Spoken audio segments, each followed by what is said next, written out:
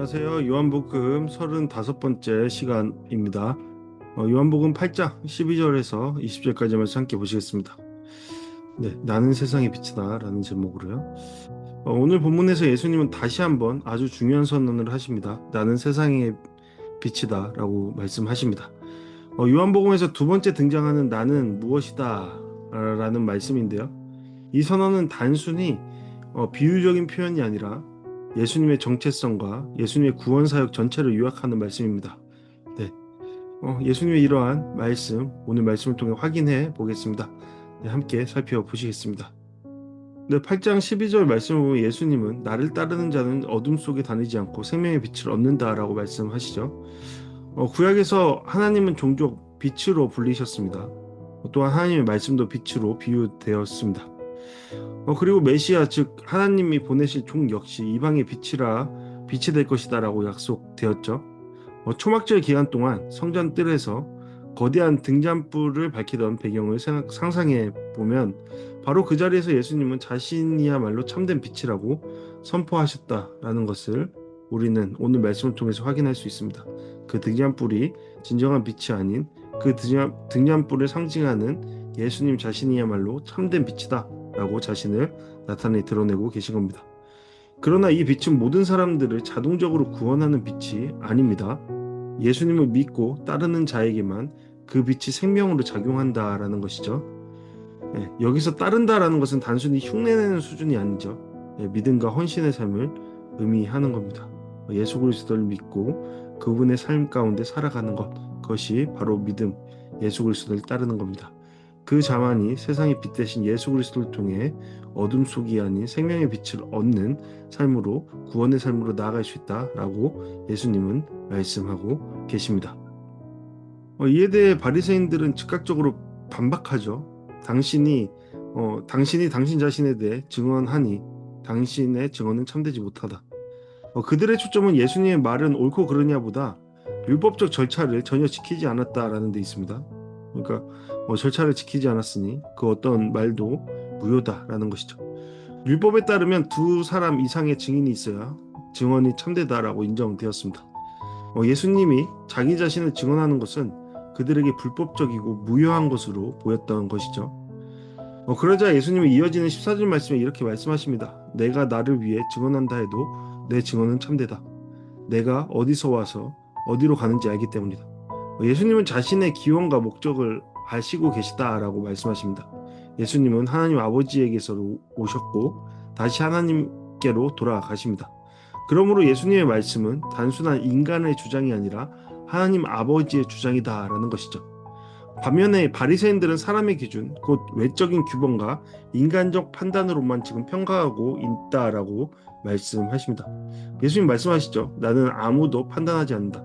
그러나 내가 판단한다 해도 내 판단은 옳다. 왜냐하면 나는 혼자가 아니라 아버지와 함께하기 때문이다.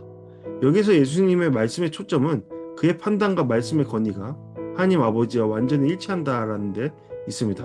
그렇다면 지금 예수님의 말씀을 반박하고 있는 바리새파 사람들은 어떠한 모습일까요? 반대편에 서 있는 모습입니다. 그들은 자신들의 율법을 중심으로 어떤 것을 판단한다고 말하고 있지만 실상 그들이 판단하고 있는 바는 그들의 율법이 아닙니다. 그들의 생각이죠. 그들의 생각을 받쳐줄 율법을 그저 도구로 사용하고 있는 것입니다. 그러니까 그들은 율법을 따르는 자들이 아니라 자신의 주장함을 따르는 자들이었던 것이죠. 그것이 예수님과 바리새인들의 차이라고 볼 수 있습니다. 예수님은 오히려 바리새인들의 논리를 사용하시죠. 너 율법에도 두 사람이 증언하면 참되다 하였다. 내가 증언하고 아버지께서도 나를 증언하신다.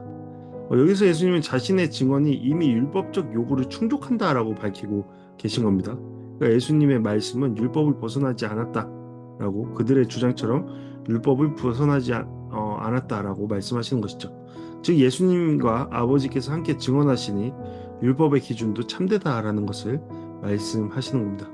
고로 예수님의 지금 자신의 나타내심, 자신에 대한 증언은 아버지께서 인정하시는 것이고 증언하시는 것으로 참되다라는 말씀을 하고 계신 것입니다. 그러자 바리새인들은 이렇게 묻죠. 당신의 아버지는 어디 있소? 라고요. 이것은 사실상 무지와 불신의 고백이었습니다. 정말 몰랐다라는 겁니다. 도대체 당신의 아버지가 누구냐? 라고 묻는 것이죠. 그러자 예수님은 단호히 말씀하십니다. 너희는 나도 모르고 내 아버지도 모른다. 너희가 나를 알았더라면 내 아버지도 알았을 것이다. 요한복음에서 반복되는 중요한 원리가 다시 시작된다라고 볼 수 있는 것이죠. 아들을 알면 아버지를 알게 된다. 이제 본문은 이렇게 마무리되죠. 20절 말씀입니다.